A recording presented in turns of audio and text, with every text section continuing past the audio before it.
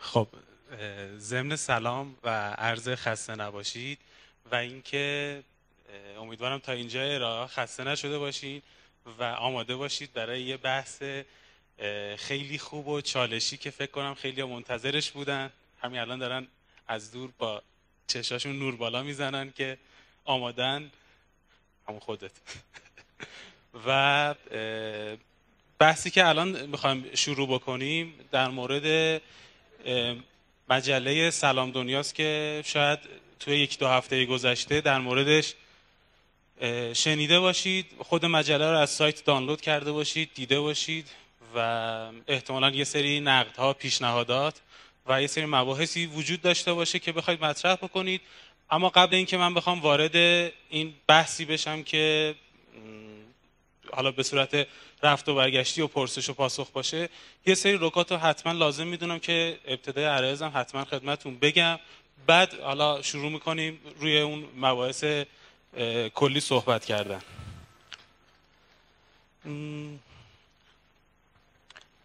در واقع ما برای حالا از استارت بحث مجله سلام دنیا یا همون لینوکس مگی که ابتدا با یه ایده اولیه شروع شد به صورت یه کمپینی تا به اینجا که برسه نسخه 0 بیاد بیرون، یه سری مراحل طی شد.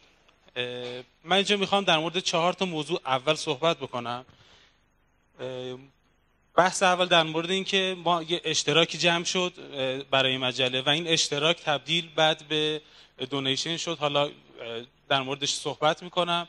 بحثی بعدیمون که هست در مورد همین تشکیل گروه و ارائه نسخه 0 و مباحثی هستش که توی اون شکل گرفته. همونطور که میدونید تو آذر سال گذشته سایت لینوکس یه کمپینی رو راه انداخت که بیایم حالا با کمک جمعی به صورت یه اشتراک 24 ماهه یه مبلغی رو برای اشتراک شما پرداخت بکنید و این مبلغ جمع آوری بشه تا به یه کفی برسه. این کف رو ما بیس قرار بدیم برای ارائه مجله‌ای در مورد حالا نرم افزارهای دنیای متن باز، آزاد و مباحث این حوزه که توی دی ماه سال 92 این قضیه به سرانجام رسید و از اسفند و اوایل فروردین 93 به صورت جدی کار شروع شد. تو ادامه‌ای که داشتیم در واقع گروه تشکیل میدادیم و آقای بهنام توکلی حالا حرکتی رو شروع کرد و حالا یه زنجیره حرکاتی بعدش اتفاق افتاد، باعث شد که روش‌های مختلفی رو ما اتخاذ بکنیم برای در واقع گرفتن مقالات از نویسندگان مختلف، جمع‌آوری حالا اطلاعات، نشرشون، روش حالا گردآوریشون، ادیتشون. خیلی مسائل بود. خب اکثرا فنی بودیم، تجربه ژورنالیستی خیلی بزرگی نداشتیم و این تجربه باعث شد که مثلا بتونیم به مرور زمان دیدگاه‌های خیلی بهتری نسبت به روند کلی کار پیدا بکنیم. در ادامه به این نتیجه رسیدیم که شاید این مبلغی که جمع شده، ما قرار بود که برای هر نسخه مثلا مبلغ حدود 2 میلیون تومان رو سرمایه گذاری بکنیم برای نشرش، اما دیدیم واقعا این به نتیجه نمیرسه و هم انرژی بیشتری میخواد، هم مشارکتی بیشتری میخواد. خب قطعا اینا مستلزم هزینه بیشتریه. بحث سر این شد که بیایم این رو تبدیل بکنیم از در واقع از اشتراک به دونیشن، که حالا به اون افرادی که مشارکت کرده بودن ایمیلی زده شد و ازشون اولا عذرخواهی شد واقعا که شاید نتونیم با اون عدد و ارقام به این نتیجه برسیم و به یه سری دلایل میخوایم این رو تبدیل به دونیشن بکنیم و هر کسی که واقعا فکر میکنه که مسیر ما داره تغییر میکنه، اشتباهی صورت میگیره، بیایم اینو اصلاح بکنیم و ما اون هزینه‌ای که زحمت کشیدن و مشارکت کردن رو خدمتشون تقدیم بکنیم. خیلی شبهاتی و صحبتایی بودش، اما ما علاوه بر این که حالا به خاطر مباحث مالی یا یه سری دغدغه‌های دیگه، دیدیم که این اگه بخواد فقط توی این مجله توی این جامعه بمونه صرفاً و بین مثلا 500 نفر 600 نفر 1000 نفر تقسیم بشه، شاید اون صحبتی که ما میخوایم داشته باشیم به گوش بقیه نتونیم برسونیم. حتی من با یکی از نویسندگانی که من تماس گرفتم گفتم شما محبت میکنید در مورد این خصوص مقاله‌ای نوشتین تو اینترنت، ترجمه کردین، خلاصه اون رو برای ما بفرستین. و گفتش اگه من فرستادم برای منم یه نسختون رو بفرستید، که گفتم رایگان شد میتونید دانلود بکنید. این تغییر سیاست هم یکی از دلایلش همین بود که بتونیم این دیگران بتونن آزادانه از این مطالب استفاده بکنن، با افراد فعال و نویسندگان قدرتمندش آشنا بشن، بتونیم اون صحبت و خط مشی که حالا مد نظرمون هست رو به گوش بقیه برسونیم. جمع و برآیند این صحبت این شد که ما در واقع این دونیشن اشتراک رو تبدیل به دونیشن بکنیم و به همین منوال رفتیم جلو. یه صحبت دیگه هم هستش که در واقع دوستان توی کامیونیتی مطرح کردن، این که گروهی که جمع شدن برای جمع‌آوری و حالا انتشار مجله، حالا اصطلاحاً میگیم شورای سردبیری، این شورای سردبیری چگونه انتخاب شد؟ چجوری شد که این افراد اومدن و در واقع این هسته رو شکل دادن؟ روز اولی که آیه توکلی شروع کردن، بهرام شروع کرد حالا اون حرکت رو آغاز کرد، به این نتیجه رسیدیم که حالا به سرانجام رسیده و باید یک هسته‌ای جمع بشه. با چند نفر تماس گرفتن، خیلی‌ها اوکی دادن، به چند نفر اوکی دادن، چند نفر هم گفتن نه فرصت نداریم، و اونایی که حالا در واقع تمایل همکاری داشتن جمع شدیم. یکی دو جلسه اولیه‌ای داشتیم برای اینکه بتونیم روند آتی رو در واقع شکل بدیم. در همین راستا اون هسته اولیه که جمع شد، چند نفر دیگه هم توصیه کردن که حالا بر اساس سوابقشون، شناختشون، حالا اون محبوبیت و آشنایی به مباحث تخصصی که تو حوزه دارن، توصیه کردیم که به گروه بپیوندن. دوباره مثلا آیه غفوری به جمع اضافه شد. با چند نفر دیگه تماس گرفتیم که گفتیم مثلا آیا تمایل به همکاری دارین، و گفتن نه ما فرصت نمی کنیم. این شد که این هسته اولیه شکل گرفت و تونستیم حالا مطالب رو استارت بزنیم، یه سیستمی طراحی بکنیم که مقالات جمع بشه.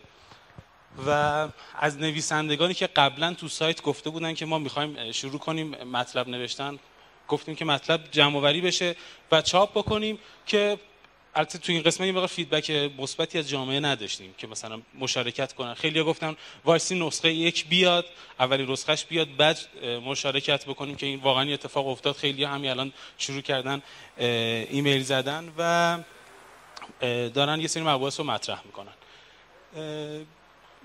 همونجوری که خدمتون گفتم، شاید واقعا یه سری نکات حین کار دیده میشه، به خاطر اینکه تو تجربه ژورنالیستی وجود نداره، تجربه خیلی عمیقی توی مباحثی که مثلا برای نشر یک مجله جمع‌آوریش، نکات ظریفی که حین کار واقعا دیده میشه به این شکل وجود نداشته باشه. مثلا ما تصمیمی گرفتیم بر این اصل که هر شماره رو بیایم یه نفر سردبیر بذاریم و حالا بر اساس تخصصی که اون فرد داشت، آشنایی بیشتر تو اون حوزه‌ای که داشت، اون فرد بیاد مسئولیت اون شماره رو مثلا به عهده بگیریم. مجلاتی تو دنیا هستن که به این شکلن. مجله اشپیگر هستش که هر شمارش یه نفر سردبیره. با این سیاست رفتیم جلو و با مشاوره هایی که از افراد مختلف توی مجلات معتبری که کار میکردن صحبت کردیم. به این نتیجه رسیدیم که قطعا باید یه نفر مثلا سردبیر باشه. حالا باز همین رو روند رو طی کردیم تا به این که شروع کردیم مقالات رو جمع آوری کردن. مقالات جمع آوری شد، یه سری مشارکت کردن، واقعا ازشون ممنون هستم. حتی شاید اسمشون تو لیست نویسنده های اولیه سایت هم نبود که قول همکاری داده بودن، اما حالا با صحبتی که باشون صورت گرفت خیلی لطف کردن، مقالاتی دادن و ازشون ممنون هستم. مطالب جمع و جور شد. توی بحث ادیت که حالا میخواست صورت بگیره، بعضی مقالات اتفاق افتاد، حالا یه سری از قلم افتادگی ها بود، یه سری ها متاسفانه برخی از مطالبشون یه جاهایش یه مقدار جابجا شده بود که من از همین تریبون ازشون عذرخواهی میکنم که میدونم که این اتفاق قطعا دیگه نمیفته و این اتفاق حالا به خاطر میگم یه سری کارهای اولیه‌ای بود که صورت گرفت. نکته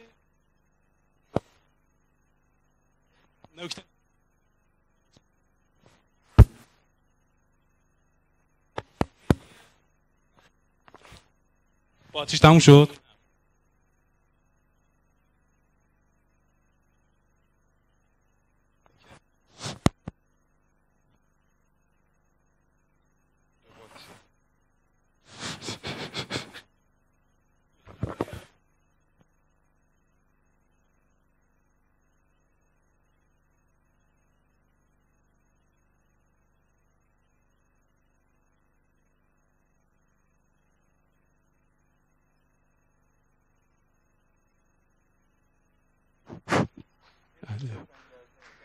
اینجوری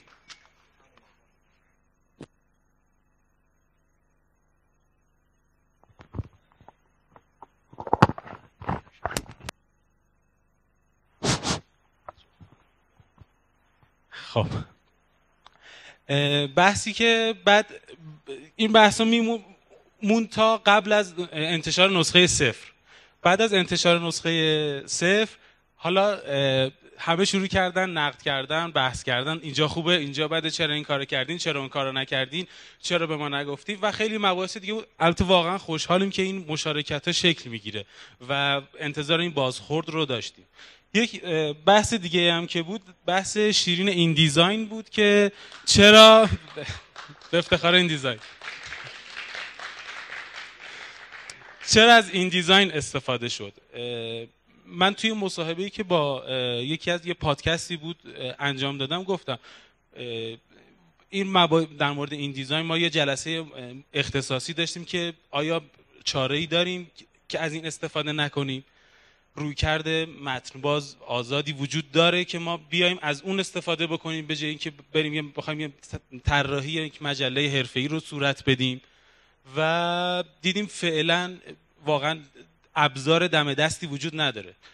ابزارهای مثل لاتک هست، اسکرایبوس هستش که روش تمرکز کردیم اما خب فارسی رو ساپورت نمی‌کردن، بحث RTLش رو اصلا پوشش نمیدادن و مقطع نشون دادن حروف و کلمات بود که حتی فرود غفوری هم تمرکز کرد، باگاش رو رفت پیدا کرد، دید که مثلا واقعا نمیشه و سعی کردیم که حالا بتونیم از اون ابزارها استفاده کنیم. دیدیم که نه، جواب نمیده و دیدیم ناگزیر هستیم.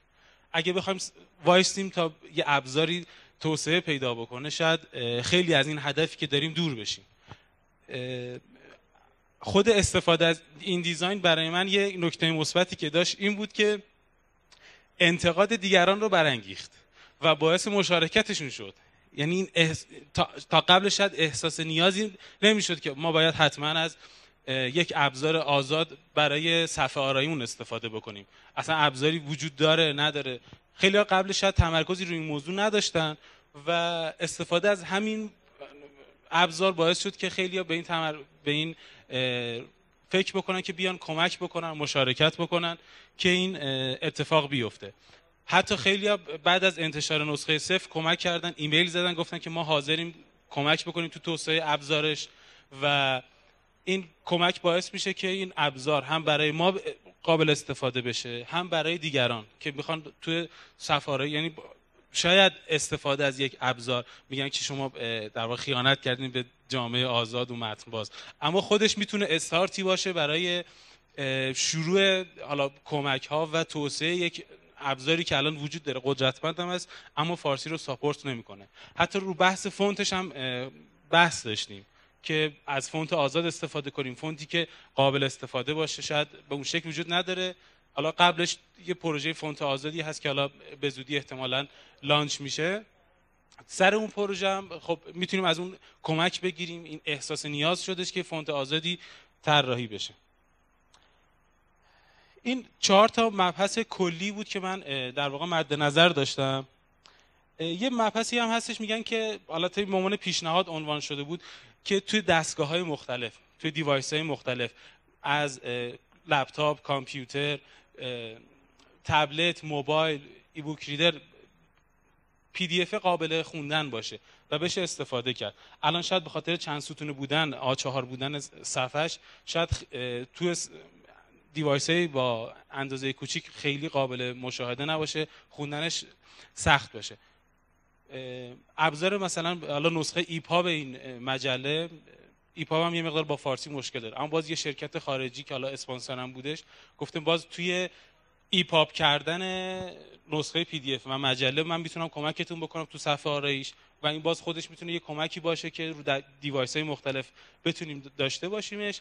اما فعلا حالا تا بخوایم به این نتیجه برسیم روی همین پی دی اف، رو همین سایز هستیم. این مباحث کلی بود که من میخواستم مطرح بکنم.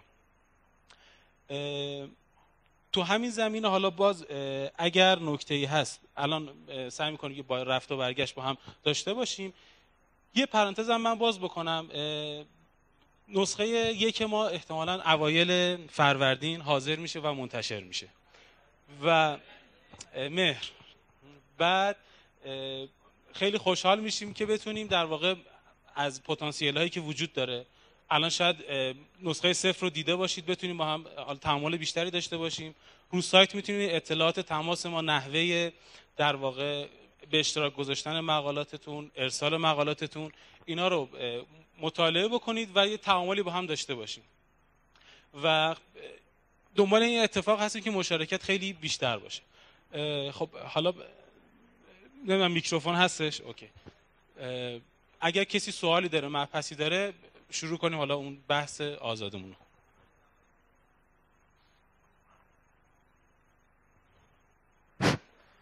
سلام، خسته نباشید. اولا مرسی، من خوندم مجله رو، خیلی خوب بود، راضی کننده بود. فقط یه سوالی که الان برام پیش اومد، حالا با توجه به صحبتایی که خودت هم الان کردی، اینه که اصلا چه استوریه که ما مقاله رو با قالب پی دی اف بدیم. میشه مقاله رو مثلا چیز کرد، HTML گذاشت به صورت HTML. الان تقریبا تمام دستگاه هایی که دست ما هست خیلی راحت HTML رو میخونه. شاید خیلی بهتر از PDF میتونه HTML رو بخونه. بعد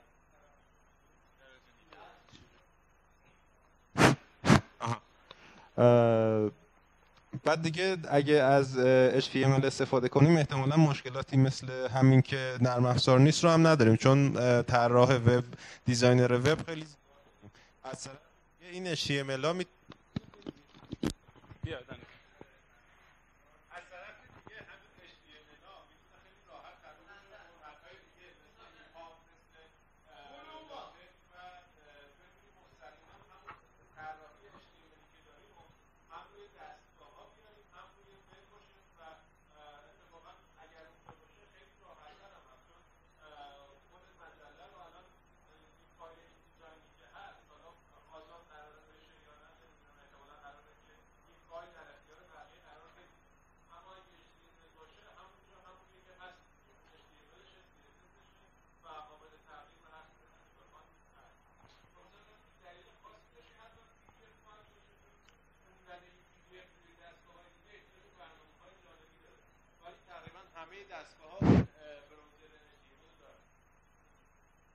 تموم شدش. مرسی. نکته خیلی خوبیه، میگم واقعا به این سمت داریم. نکته این بوده که بیایم روی HTML تمرکز کنیم و نسخه HTML بدیم به جای PDF و دنبال این هستیم که از سولوشن های جایگزین با کیفیتی قابل ارائه بتونیم استفاده کنیم و مجله رو توی اون انتشار بدیم. اما شاید توی حوزه نرم افزار آزاد و متن باز ما رسانه‌ای به اون شکل نداریم، یعنی وبلاگ داریم، وبسایت داریم، خیلی افراد پست میذارن، پست‌های خیلی ارزشمندی هم میذارن، اما ما یه جایی که متمرکز به عنوان یک رسانه بیاد شروع کنه صحبت کردن نداشته باشیم. این فردی هم که بخواد مثلا پرینت بگیره، حالا شاید بخشی از مخاطبای ما داشته باشیم که مدیران سازمان ها باشن، بخوایم پرینت بگیریم به اونا ارائه بدیم، مجله قابل لمس، مجله‌ای باشه که با اون فرمتی که تو ذهنشون هست همخونی داشته باشه، حس بهتری ایجاد بکنه. اما قطعاً به این سمت خواهیم رفت که بتونیم توی دیوایس های مختلف حالا نسخه های مختلفی رو انتشار بدیم، مثلا حالا PDF باشه، HTMLش باشه، بتونید استفاده بکنید. این در واقع به این سمت خواهیم رفت، اما فعلا حالا توی 5-6 نسخه اول روی همین PDF تمرکزمونه.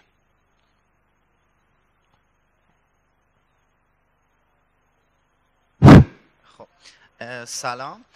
سوالی که داشتم این بود که اون تیمی که داره منیج میکنه سلام دنیا رو، حالا من نمیدونم هیئت تحریری میشه بهش گفت یا چی، اینا دقیقاً بر چه اساسی انتخاب شدن؟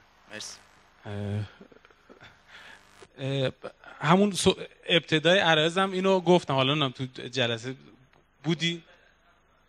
بعد میگم این صحبتی بود که اشاره کردم و بیشترش این بود که با یه سری افرادی حالا طبق شناخت اولیه تماس گرفته شد، تمایل دارن، یه سری گفتن داریم، یه سری گفتن نداریم، یه حسه اولیه شکل گرفت، حالا بر اساس تجربه، شناخت قبلی، شناختی که توی کامیونیتی هست، شناخت افراد و اعتماد دیگران به اونها، این حسه اولیه شکل گرفت و به مرور حالا همینجور پیش رفت که به این در واقع تیمی که الان هست و توی مجله داره کار میکنه منجر شدش.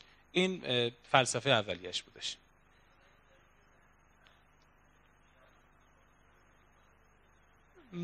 میگم بیشترش معیارمون طبق همون شناخت اولیه‌ای بود که ببین مثل یه دونه دومینویی که فرض بکنی یه حرکتی شکل گرفته. استارت این قضیه با آقای توکلی بود. بهنام شروع کرد این قضیه رو آغاز کردن و در ادامه خب باید حسه از یه جایی شکل بگیره. با چند نفر تماس گرفت، آیا تمایل دارید؟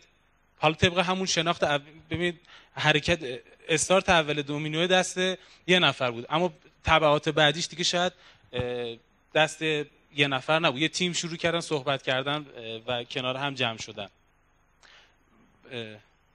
منم آقای یه لحظه میکروفون رو لطف میکنی بدین؟ الان میکروفون یه لحظه بده آقای دانیال بهزادی. اول داد میزدی میکروفون میخوای، حالا من برم بیام. نکته‌ای که در رابطه با همین صحبتی که فرمودن میشه توجه کرد 45 درجه باید بگیری. چجوری نگه می‌داری؟ اینه که افرادی که توی این زمینه هستن، حالا توی تیم تحریریه یا شورای سردبیری، یکی از خصوصیتایی که باید داشته باشن اینه که افراد شناخته شده ای توی جامعه باشن و به اعتبار این افراد بتونن افراد دیگه‌ای که توی جامعه هستن رو جذب کنن. این افراد باید از بین افرادی انتخاب بشن که همه قبولشون داشته باشن، هم از لحاظ فنی هم از لحاظ موضع‌گیری هاشون، و حرف و حدیثی پشتشون نباشه. از طرف دیگه اونقدر شناخته شده باشن که یک سری افراد فقط به اعتبار اسم این افراد بیان به سمت این مجله ببینن این مجله چیه که این افراد جزء شورای سردبیریش هستن. فکر میکنم که این یکی از دلایلی بودش که این افراد حداقل انتخاب شدن. قطعا همین تاثیر داشته و به همراه در واقع تجربیاتی که حالا شاید تجربیات ژورنالیستی بوده، تجربیات کاری توی مجله دیگه‌ای بوده، حالا به صورت مستقیم یا غیر مستقیم کسب شده. اینا دلایلی بوده که این هسته شکل گرفته. آقای نیکنام این خب اوکی. مرسی.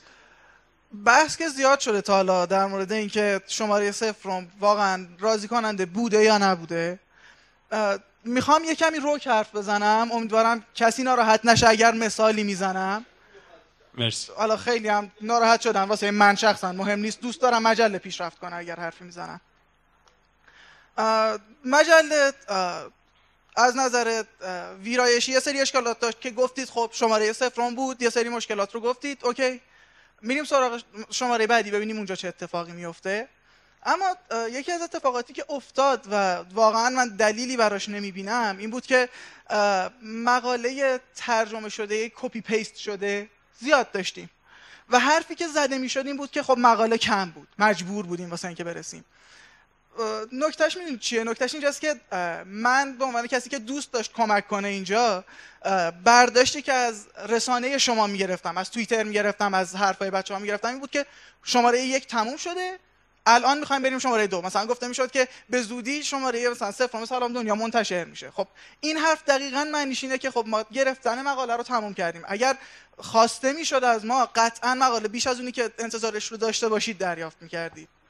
این یه نکته بود که میخواستم بگم که خب من خیلی منتظر نیستم که حالا این شماره رو بخوایم تصحیح کنیم فلان.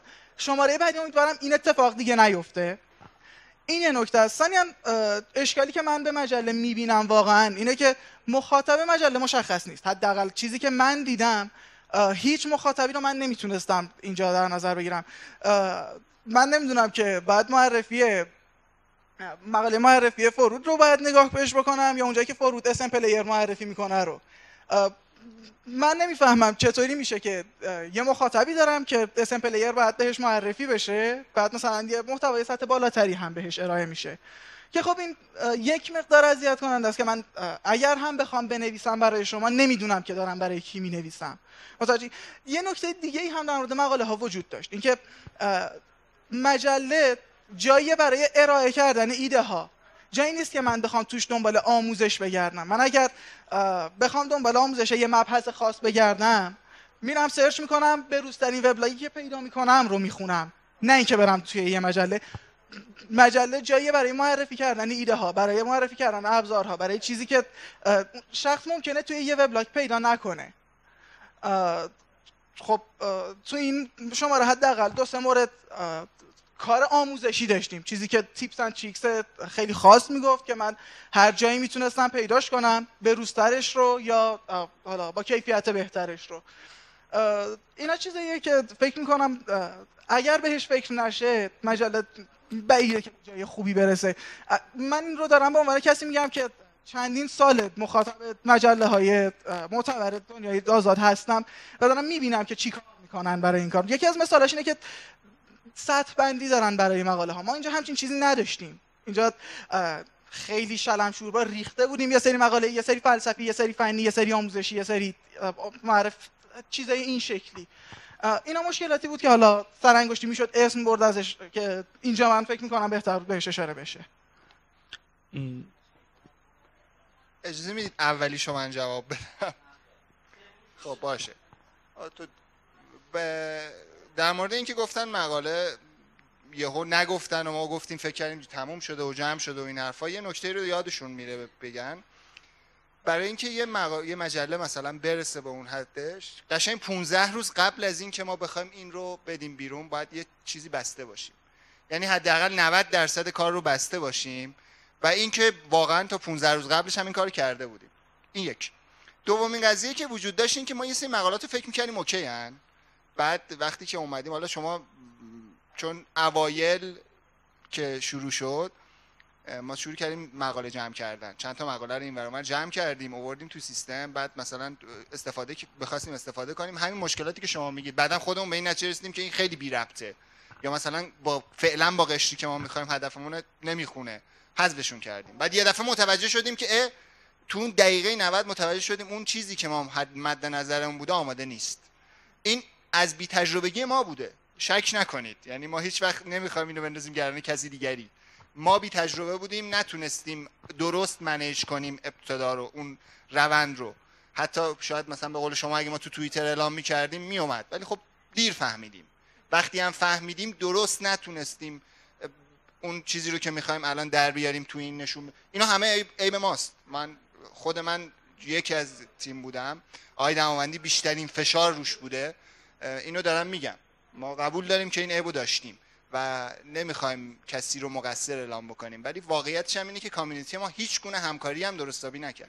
یه عالمه اسم دادن، بعد اومدیم سراغ مقاله گرفتن، یهو متوجه شدیم که یک عالم این افرادی که دارن هستن اصلا جواب ما رو نمیدن. من با چندین نفر مکاتبه کردم که حتی جواب ندادن. خب کاین نه شاید کسی نتونسته، من نمیخوام، آخه کسی اجباری نداره که بخواد به ما کمک کنه.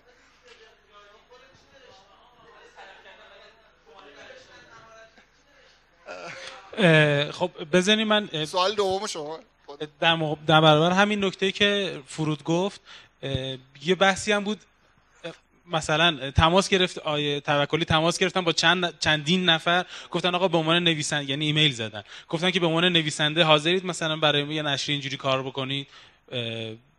یه سری مثلا جواب دادن اوکی، گفتن یه مثلا یه عکس آواتاری با یه مثلا تخصصی یا در قالب 2-3 کلمه بگین که ما تو سایت بذاریم. بعد که سایت تقریبا بسته شد، حالا مثلا اون عدد و ارقامی که ما دنبالش بودیم به انتهاش رسیده بود، خیلی میگفتن آقا عکس ما رو هم بذارید تو سایت. یعنی فکر می‌کردم مثلا نویسنده شدن همینه که صرفا عکسشون بره تو لیست قرار بگیره و اوکی ما به عنوان مثلا نویسنده لینوکس مگ قدیم سلام دنیای جدید محسوب بشیم. در صورتی که بعد از اینکه کار جدی شروع شد با خیلی تماس گرفتیم، صحبت کردیم، یه سری گفتن وقت نداریم، خورده این واقعا بهشون گرفته نمیشه، شاید تو اون برهه از زمان واقعا وقت نداشتن و قصد مشارکت دارن. یه عده گفتن که ما نسخه اول بیاد بیرون بعد شروع کنیم حالا مقاله دادن که این اتفاق داره میفته. یعنی من تقریبا روزی شاید مثلا 10-15 تا ایمیل دارم جواب میدم که افراد دارن میگن ما تو این حوزه میخوایم مقاله بدیم، تو این حوزه مقاله بدیم، حالا باشون مکاتبه داریم تعامل میکنیم. مبحثی در مورد مطالب کپی شده من خدمتتون بگم، اینکه یه سری مباحث بود قطعا قدیمی بود، فلسفی بود، شاید خیلی ابتدایی میرسید برای جامعه ما، اما برای به عنوان اینکه بخواد بحث معرفی باشه و بحث این باشه که لینوکس دنیای جامعه در واقع آزاد و متن‌باز به دیگران معرفی کنیم، گفتنش مفید میتونست باشه و حتی یه ریویوی برای مطالب قبلی، شاید خیلی از اون مطالب خونده باشن و بازبینیش میتونست کمک بکنه، اما خیلی هم نخونده بودن. یعنی شاید جذب مخاطب از افراد بیرون با اون مقالات ما خیلی بیشتر شدش. این یه نکته‌ای بود که قطعا تو شماره‌های بعدی تلاشمون این هست که این اتفاق نیفته. بازنشر به این صورت نخواهد بود که بیایم شروع کنیم مطالبی که رو وب هست، یه بخشش به خاطر این بود کمبود مقالاتمون بود، بیایم اون رو برداریم بذاریم. بعد در مورد بحث آموزشی می‌خوایم اون کپیه رو بگید.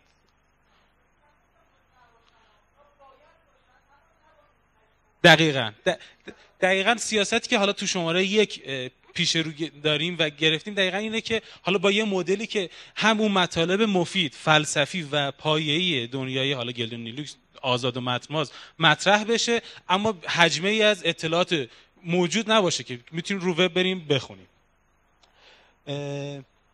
بحث بروز بودن در واقع مطالب و آموزش بود. چندین مقاله مثلا تخصصی برای ما ارسال کرده بودن که میگفتن این مباحث رو شما توی مجله چاپ بکنید.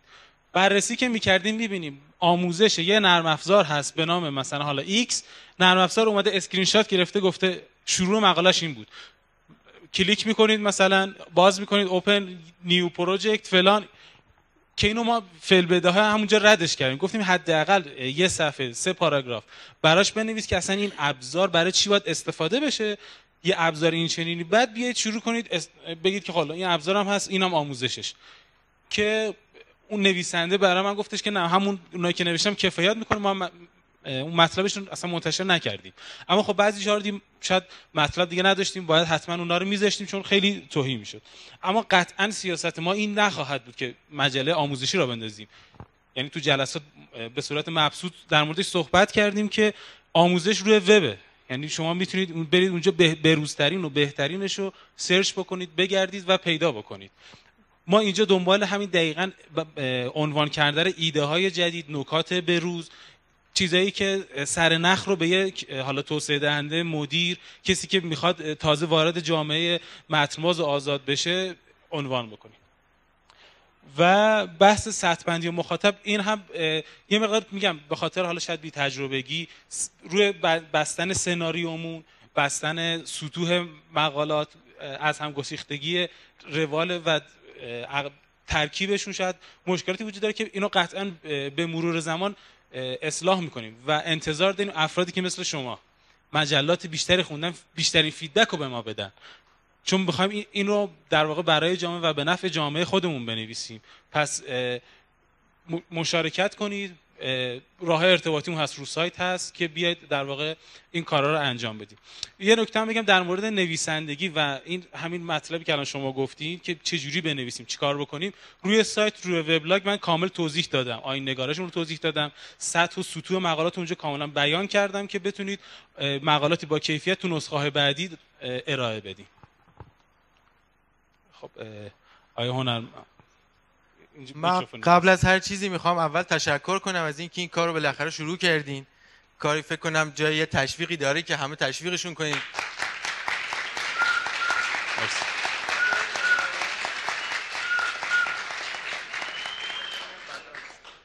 کاری که باید حتما ما خیلی زودتر میکردیم قبل از اینکه شروع کنیم به انتقاد، ولی بعد از اینا همه یه نکته وجود داره که همون بحث مخاطبه.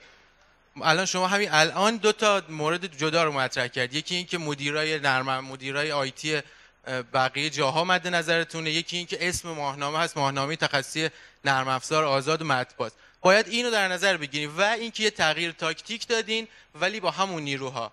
یه موردی که هست میگین کسی مطلب ننوشته، منتشر نکرده، فعالیت نکرده. جادی که اونجا نشسته، جادی برای توی وبلاگش ببینید واسه چند تا نشریه مقاله نوشت. چرا شما با جادی ارتباط برقرار نکردین؟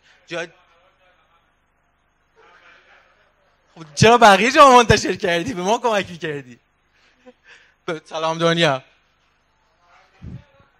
حالا اصلا بحث فرد خاصی نیست واقعا. نه کلا میگم درسته. باید خب حالا ماجرا اینه که موقعی که اومدین تغییر تاکتیک دادین باید بیایم به سمت ژورنالیستا، یعنی به سمت ژورنالیستای آیتی که وجود دارن، خیلی مشهورن. همینجا هم دو تا از تهمونده های نارنجی هستن نشستن. به سمت بقیه برین. فقط دنبال این نباشین. واقعا تقدیر دارم. ولی خب تصمیم رو باید بگیم و در این حال انتقادهای ما رو هم بپذیرید. شما دارید با پشتوانه یه جامعه‌ای که حالا مدیران آیتی نمیدونن که جامعه کمک نمیکنه، شاید توی عمل هم این جامعه کمک به شما نکرده، ولی پشتوانه شروع کار شما همین جامعه بوده. توی صحبتایی که توی توییتر و شبکه‌های اجتماعی شد، خیلی به این جامعه توهین شد، خیلی به این جامعه توهین شد.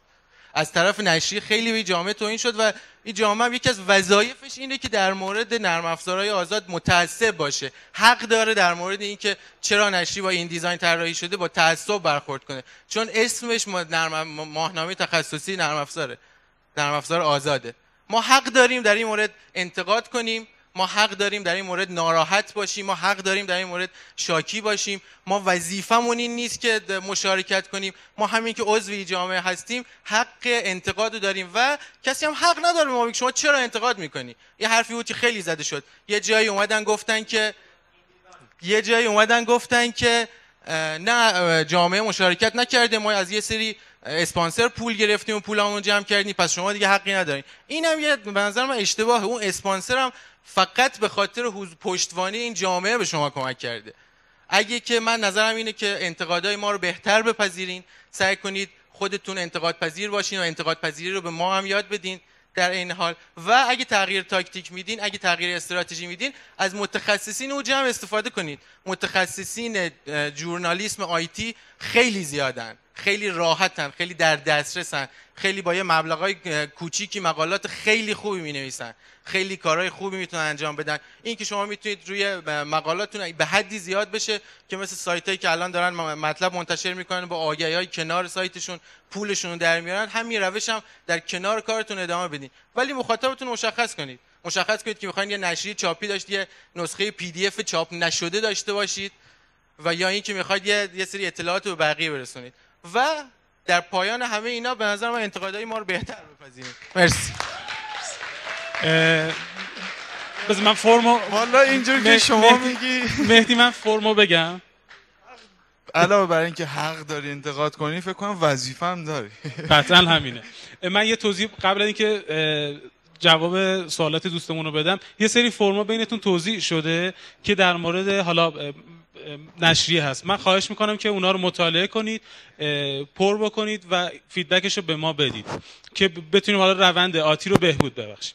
دقیقاً نکته‌ای که میگید کاملا درسته، نه اینکه حق دارید دفاع در واقع انتقاد بکنید، حتما باید انتقاد بکنید، وظیفتونه، چون با انتقاداتی که هر کی بیاد بگه به به چقدر مجله خوبی یا چه کار خوبی، این شاید خیلی در واقع رو به جلو نباشه. وقتی بیان ظرافت‌ها، نکات و چیزایی که شاید به چشم ما نباشه، دیده نشه و شما ببینید، قطعا استقبال میکنیم. من فکر نمی‌کنم اینجوری باشه که اصلا انتقادی رو ما نپذیرفته باشیم. با آغوش باز تمامی انتقادا رو ما پذیرفتیم و استقبال هم میکنیم و خیلی خوشحال میشیم مشارکت بکنید. این تغییر تاکتیک هم نیست، یعنی میخوایم این قشر مخاطبمون رو داشته باشیم. دقیقاً از افراد ژورنالیست هم داریم کمک میگیریم، با مجلات معتبر ایران داریم صحبت میکنیم که بتونیم هم از ظرفیت مجلهشون و هم از ظرفیت مشاوره و دانششون کمک بگیریم که بتونیم برای بهبود این مجله که در واقع هم خودش هم نفعش برای جامعه امیدوارم باشه که بتونیم استفاده بکنیم. آیه هنرمنده دوستمون اونور از خیلی قبل سوال داشتن. ببخشید. بسم الله الرحمن الرحیم. اولندش که بالاخره این مقاله نسخه اولش بود، انتظاری هم نیستش. حالا بالاتر میگیریم. اولندش این مقاله‌ای که حالا بخشید این مجله‌ای که دادید نسخه اولش بود، حالا انتظاری هم نیستش که حالا زیاد هم حالا کیفیت مطلوبی داشته باشه. در مورد نکات منفیش هم میشه یه مقدار خوشبینانه بهش توجه کرد، یعنی میشه با دید مثبت بهش نگاه کرد. این که مثلا من خودم هیچ وقت فکرش نمی‌کردم که تو نرم‌افزار اوپن سورس اپلیکیشنی نباشه که زبان فارسی پشتیبانی نکنه برای طراحی مثلا این حالا مجله‌ای که می‌خواستید بدید. یه نکته، چند تا نکته که می‌خواستم بگم. اولیش این که حجم این مقالات خیلی زیاد بوده. من حالا اون روز اول که حالا منتشر شد برای دانلودش خیلی زحمت کشیدم. روز اول که فکر کنم حدود 2 کیلوبایت بر ثانیه داشتم دانلود می‌کردم، خیلی مشکل داشتم. مشکل دوم اینه که سعی کنید حتما نسخه HTMLش رو تهیه کنید. یه سری مقالات هستش که من اصلا دوست ندارم، یعنی هیچ علاقه هم بهش ندارم برم نگاه کنم. اگه نسخه HTMLش باشه، حالا یه لینکی هستش من مستقیم میتونم بهش مراجعه کنم و همین. خیلی ممنون، دستتون درد نکنه. ممنونم.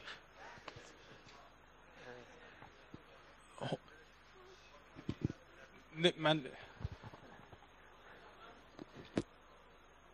یک توسه آقا من با شما میپرسم، میام پیشت. میپرسم یه چیز بگم که هزینه مالی این پروژه رو بچهای خود کامیونیتی تامین کردن، درسته؟ اسپانسر بعدش بود. خب همون اول کار تامین کردن. خب من سوالم اینه که بالاخره این قراره برای خود یوزرها باشه یا اینه که برای کسایی باشه که جدیداً میخوان بیان به سمت گنو لینوکس؟ یه سطح علمی، منظورم اینه که بالاخره میخوایم پایین باشیم، بالا باشیم، میدل باشین، چی کار میخوایم بکنین شما؟ یا میخواین همه اینا رو در کنار همدیگه داشته باشین؟ سطح مقاله ها منظورمه. تموم شد. بحث در مورد اون بودجه‌ای که گذاشته شد این نبود که مثلا شرکت ها بعداً بیان اسپانسر بشن. از ابتدا هم کامیونیتی و هم شرکت ها اسپانسر شدن و خب یه بخش عمدهش رو هم در واقع اسپانسرها تامین کردن این مبلغی که جمع آوری شد. در برابر برای مقالات همونجوری که خدمتتون عرض کردم سعی می‌کنیم سناریو توی هر شماره داشته باشیم که مخاطبمون مشخص بشه. شاید این شماره توی این سناریو اونقدر موفق نبودیم، اما سعی می‌کنیم این در واقع کسایی که میخوان به جامعه بپیوندن، کسایی که میخوان دانششون ارتقا پیدا بکنه و خوراک برای مدیران رو تأمین بکنیم، بتونیم مطلب برای اونا در واقع منتشر بکنیم. این حالا سیاستی است که توی شماره‌های آتی پیش رو داریم. حالا امیدواریم که تو هم حوزه بتونیم موفق باشیم. بفهم. من سوال ندارم، فقط میخواستم یه نکته رو به این نکته اشاره کنم. خب اولا به شما خسته نباشید میگم و میخواستم بگم خب خیلی اینجا انتقاد کردن، پیشنهاد دادن و خب سوالاتی پرسیدن. بقیه من خب اینا خیلی مهمه، باید باشن، ولی ای کاش انتقادات کوبنده نداشته باشیم. خب شاید مشکل اصلی که ما داریم اینه میایم با یه رقم صفر رو، من نمیگم شما صفر هستینا، فقط مثال میزنم، ما میایم صفر رو با 100 مقایسه میکنیم و دوست داریم همون صفری که هست رو مساوی 200 قرار بدیم، یعنی مشکلات خود 100 رو هم تو صفر برطرف کنیم. چه بهتر که به جای یه مقایسه همچین چنینی بیایم پیشنهاداتی رو بدیم و راهنمایی هایی رو پیش روی این افراد بذاریم. واقعا بهتون موفق خسته نباشید میگم و آرزوی موفقیت دارم براتون. خیلی ممنونم، مرسی. سوال دیگه ای؟ اولا الو، زاویه 45 درجه بگیرید. 45 درجه صدا میاد؟ الان ردیفه. خب اولا عرض سلام میکنم خدمت همه عزیزان، مخصوصا به بچهای سلام دنیا. یک خدا قوت هم خدمتشون عرض میکنیم. اولا خدمت همه عزیزان عرض کنم که نامه نانوشته خطا نداره. دوستانی که اومدن این راه خودشون میدونستن باید یه چیزی بنویسن و قطعا هم مبدأ اشکالات و انتقاداته. این مردانگی این دوستان رو میرسونه، یک خدا قوت داره. عرض کنم خدمت دوستان یک موردی که حالا برای اینکه این سیستم رو ارتقا بدن، انشالله این تو مسیر بهینش پیش بره و انشالله به اون چیزاش برسه، عرض کنم خدمتتون بهترین روشی است که حالا دیولپری صحبت کنیم. یه ذره بهترین روشی است که بشه دیباگش کرد. من پیشنهاد میکنم که دوستان برای اینکه یه مسیری بشه که انتقادات دوستان تاثیرپذیر باشه تو مسیر صحیحش، برای فراینده کاریتون یک گردش کار مدل شده در بیارین. کاراتون هم طبق این گردش کار پیش برین و دوستان هم انتقاداتشون رو قشنگ موضعی نشون بدن، بگن آقا ما با اینجای گردش کار مشکل داریم.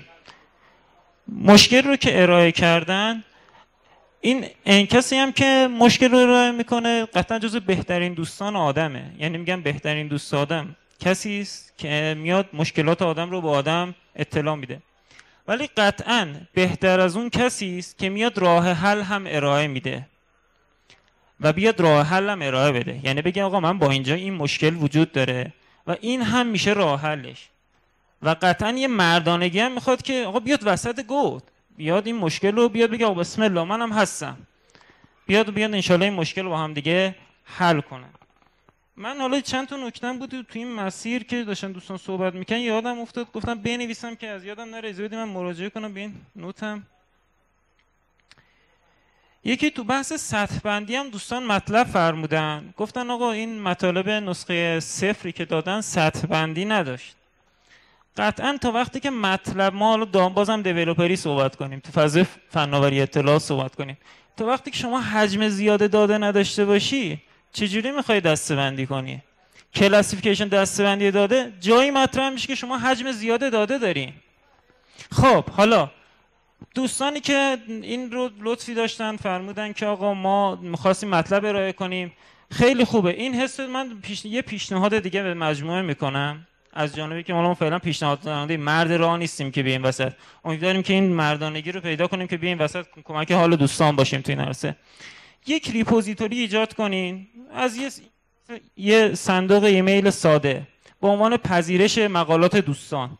هر کسی از هر چه میخواهد از دل تنگش اینجا ایمیل کنه، هر مقاله‌ای که به دستش میاد واسه اینجا ایمیل کنه، کاری نداشته باشه تو مجله میاد یا نمیاد، که این بعداً این به دوستان اجازه میده که بتونن حتی کلاسیفیکیشن داشته باشن یا بتونن گام به گام یه سری مطالب رو در طول زمان نشر بدن. بعد حالا شاید حجم دیتا یه کاری کنه که دوستان تو شیوه ارائه مجلهشون هم شیوه‌های جدیدی ابداع کنن. چون ممکن اصلا بعضی موقع انقدر حجم ورود مقالات زیاد هم بشه که اصلا دوستان ببینن اگه بخوام مثلا 5 تا مقاله ثبت کنن اصلا این مطلبی که میخوان ارائه کنن میمونه بیات میشه، اصلا یه روش جدید ارائه میکنه. یعنی یک مثلا عرض میکنم اینا باید بیاد توی این مطالب جمع بشه، بعد اینجا ناخواسته طوفان‌های فکری ایجاد میشه، روش‌های جدید هم ابداع میشه.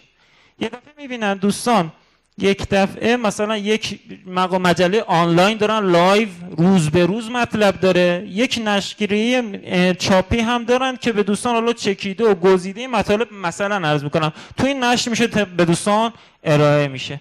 حالا من این نکته‌ای که توی بحث سطح بندی نداشتن بود به نظرم رسید گفتم خدمت دوستان ارائه کنم. و یه نکته دیگه هم که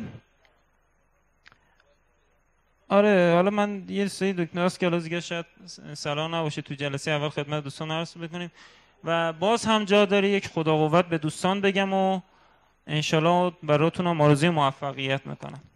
دوستان برای عزیزان یک کف مرتب بزنیم. ممنونم. یه چیز من بگم، یه نکته من بگم، ممنون از نکاتی که فرمودین. توی سایت ما در واقع بحث این که چجوری مقالات رو برای ما ارسال بکنید، ایمیل review@salam-dunya.ir جایی که میتونید مقالاتتون رو بگید، اونجا با هم تعامل داشته باشیم، صحبت بکنیم و از نظرات هم استفاده بکنیم. این بحث وجود داره. خوشبختانه اتفاق داره میفته که بتونیم حالا مقالات بیشتری داشته باشیم. من میبینم روز به روز داره این حجم اطلاعاتی که در واقع برای ما ارسال میشه میخوام مشارکت بکنن بیشتر میشه. قطعا تو شماره های شاید مثلا 2-3 به بعد با رویکرد خیلی بهتر و مطالب بروزتر و مفیدتر بتونیم در واقع مواجه باشیم و مجله کیفیت بهتری پیدا بکنه. ممنونم.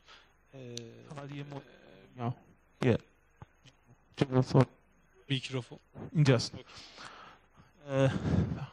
45 درجه. خب موضوعی که هست این مجله ثبت شده درسته؟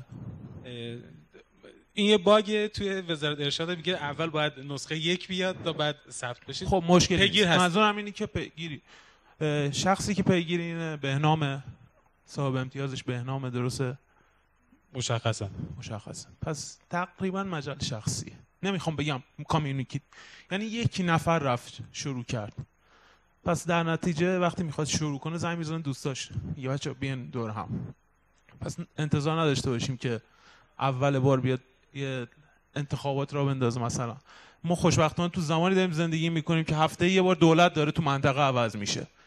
شما میتونید راحت ببینید که وقتی مثلا مصر کله پا میشه دولتش، یه دولت موقت میاد رو و انتخاباتی برگزار میکنه. نمیشه همون روز اول متولیش کیه که انتخابات رسمی بزرگ اجرا کنه؟ اون حزبی که زورش بیشتره میاد یه دولت موقت تشکیل میده و انتخابات برگزار میکنه.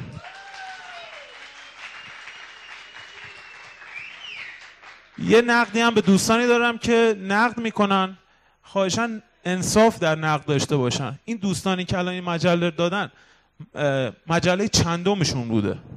مثلا قبلش نمیدونم چراغ دادن، نمیدونم مثلا چه میدونم گلاغا مثلا دادن به قولیشون. با اینا دفعه اولشون بعد وقتا یه مجله هم تال ندادن. ممنون. حالا اون قدم بدبخت. آیه هنرمند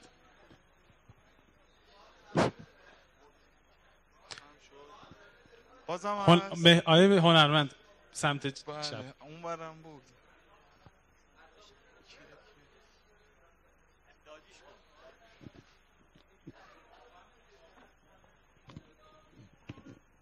سلام. 45 درجه. من این بگم 45 درجه است. مرسی، خیلی خوب بود. من اول خیلی تشکر میکنم از انجام و این برنامه خیلی خوبی که اینجا گذاشتن. از کانون کارآفرینی میایم. یه تجربه که ما داشتیم فکر میکنم اینجا بتونه به شما هم یه ذره کمک بکنیم. تجربه وبنا ما بود. وبنا یه پایگاه خبریه که ما همین چالنجایی که شما داشتین رو سال 80 با آقای شلیله داشتیم. یه ذره اومدیم جلوتر، بعد به این نتیجه رسیدیم که اصلا توی حیطه چاپ کاغذی نریم بهتره. شما یه سوسایتی دارین که همه افراد آنلاین هستن، همه افراد سعی میکنن توی وب حضور خودشون رو پررنگ‌تر نشون بدن، پس زیاد دلیلی واسه چاپ کاغذی نیستش و به نظر من اگه شما بخواید بیشتر فوکوس کنین روی بحث آنلاین میتونه خیلی بهتر باشه. یه مسئله دیگه، یه مدل خیلی خوبه که اگه بتونین واقعا یه مدل تجاری در بیارین که درآمدزایی هم داشته باشه خیلی میتونه کمک بکنه به کارتون. مثالش رو بخوام بگم، مثال پیوسته. پیوست الان شما توی سایتش بخواید برین یه محتوایی هستش و میتونین پی دی افش رو دانلود بکنین، ولی مقالاتش به صورت آنلاین هم اونجا هستش و میشه مشاهدهش کرد. واقعا باید یه دلیلایی بیاریم که ببینیم پیوست چرا تونسته به این موفقیت برسه، یا دیجیاتو الان چرا اینقدر رنکینگش اومده بالا، و از همون مدل‌های ذره بهره بگیرین که جامعه شما، جامعه متن‌باز الان واقعا به یه تریبون خیلی قوی نیاز داره. سلام دنیا میتونه یه تریبون خیلی خوب واسه جامعه متن‌باز باشه، ولی جایگاهش رو باید تثبیت کنه توی این سوسایتی به نظرم. مرسی. ممنون از نکاتتون. سیاستی که پیش رو داریم قطعا همین هستش که اولا این برند سلام دنیا رو بتونیم تثبیت بکنیم که در واقع حالا تریبون رسانه‌ای به نام سلام دنیا وجود داشته باشه، تثبیت شده، بعد حالا روی بالا ارتقاش، کیفیتش و مدل‌های بهترش بتونیم کار بکنیم. ممنون از نکاتتون.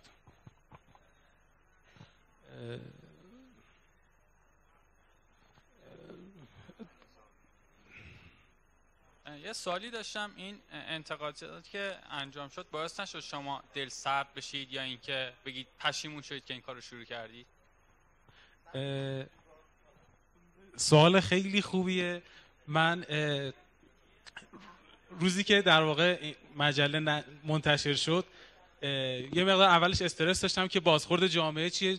دائما داشتم وبسایت و وبلاگ و حالا فارما رو چک می‌کردم.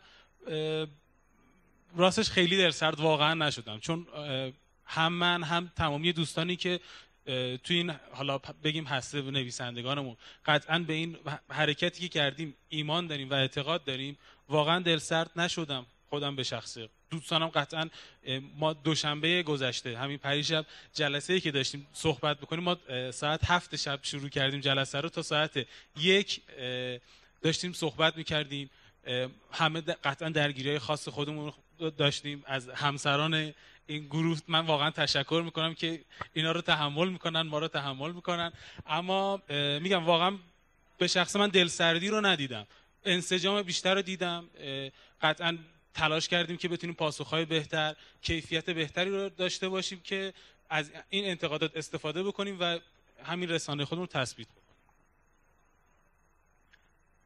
تموم شد.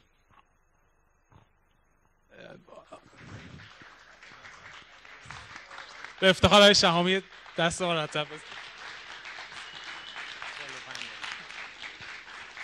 خیلی ممنون، تشکر میکنم. همه عزیزان مشارکت خوبی بود. 45 دقیقه شهامی ببخشید. منم خیلی خوشحال شدم. یکی از کارهای خیلی خوبی هست که تو این جامعه کار شروع شد، به نتیجه رسید، خدا رو شکر. تشکر خیلی خیلی واقعا از ته دل از همه عزیزانی که زحمت کشیدن واقعا دارم از طرف خودم.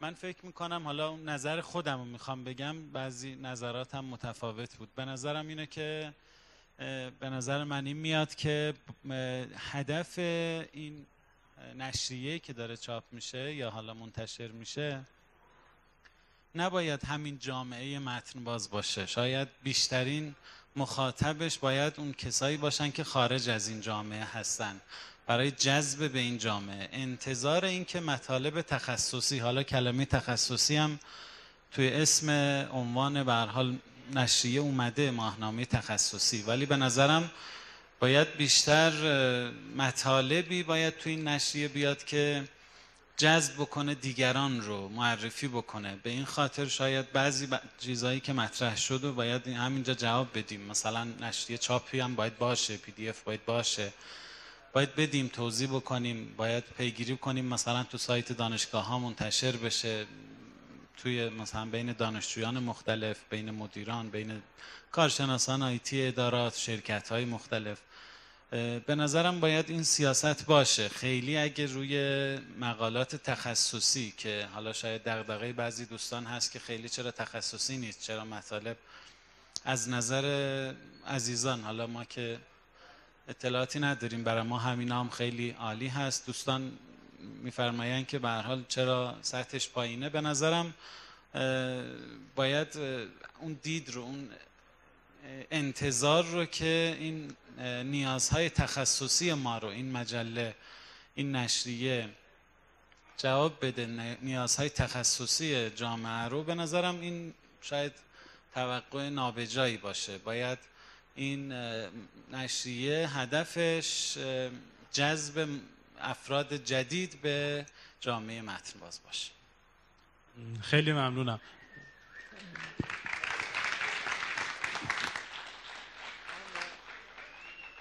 آخریش دیگه، آخریش ما خوشحال میشیم هرچی انتقاد و نظرات بیشتری داشته باشیم، اما خب در حد وقت.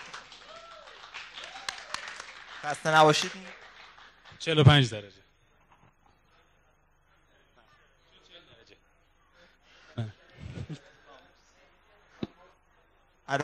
ببین آفرین. نکته‌ای که هست اینه که مجله، آیا سوالو مطرح کنم اول؟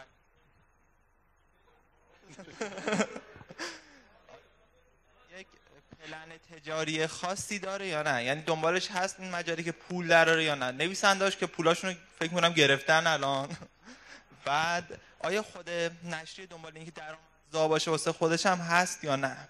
چون یه سری درآمده داشته، دونیت شده بهش، یه سری منابع مالی تامین شده، اما اینکه بتونه یه بنگاه اقتصادی هم بشه، آیا دنبالش هست؟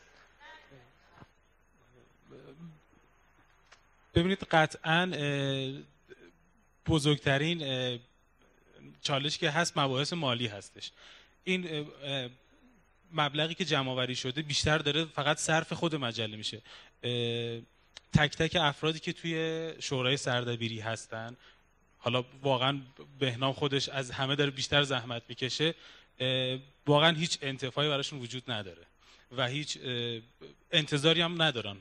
تا الان چیزی مطرح نشده واقعا و تمام این مبلغ داره صرف در واقع حالا صفحه آرایش، انتشارش، تبلیغاتش، همین بنر، استند، حالا هر چیزایی که میخواد داشته باشیم، نویسندگان، داره اینجا برای اونجا صرف میشه و قطعاً برای ادامه حیاتش نیاز به منابع خوب مادی و نقدی هستش. حالا یه بحثش حالا شاید مادی نباشه، مشارکت جامعه اون بحثش رو پوشش بده، اما برای حالا چاپی شدنش، گسترشش توی جامعه قطعاً نیاز این هست، به این هستش که یه روال در واقع درآمدزایی وجود داشته باشه.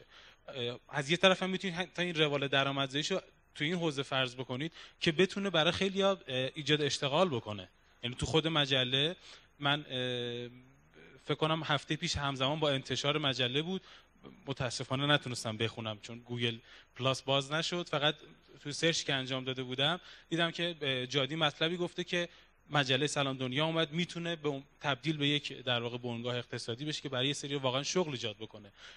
خیلی خوشحال شدم که اون مطلب رو دیدم و قطعا استفاده از منابعی که بتونه ما رو به جایی برسونه که هم دوام و ثبات داشته باشیم، هم بتونه برای دیگران کارآفرینی بکنه، بتونیم حالا این من حرف از خودم میگم، قطعا تیم داریم تصمیم میگیره، اما بتونه تبدیل به این بشه که از پروژه های آزاد مطباز حمایت بکنه، حتی حمایتش بتونه معنوی باشه، به صورت تبلیغ، به صورت رسانه‌ای باشه که بتونه صحبت پروژه هایی که تو ایران داره به صورت موفق انجام میشه رو انتشار بده. فکر می‌کنم خودش بتونه بزرگترین جایگاهی باشه که بهش برسیم و قطعا پس تبدیل شدن به یک بنگاه اقتصادی لازم هستش. من در آخرم خیلی تشکر میکنم از همه شما و تقاضایی که دارم حتما به سایت سر بزنید، وبلاگ رو بخونید، نحوه ارسال مقالات رو مطالعه بکنید. منتظر مقالات، انتقادات سازنده و پیشنهاداتتون هستیم که بتونیم حالا در راستای بهبود مجله گام‌های بهتری رو برداریم. ممنون از تک تکتون.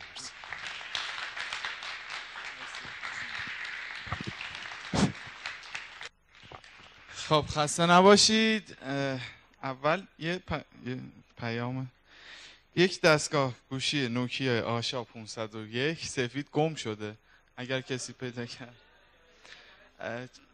بله، فقط گفتن اعلام کنید. چند تا نکته. یکی این که خواهران، خوابگاه خواهران یعنی خانوما ساعت 12 به بعد نمیتونن تشریف ببرن داخل، یعنی گفتن که تا 12. دو اینکه اتوبوس‌ها منتظرن میریم و ساعت 9 تا 10:30 حتی اکثر شام هم اینجا سرو میشه. و شام چی بود؟ سالک تویی؟ خوبه.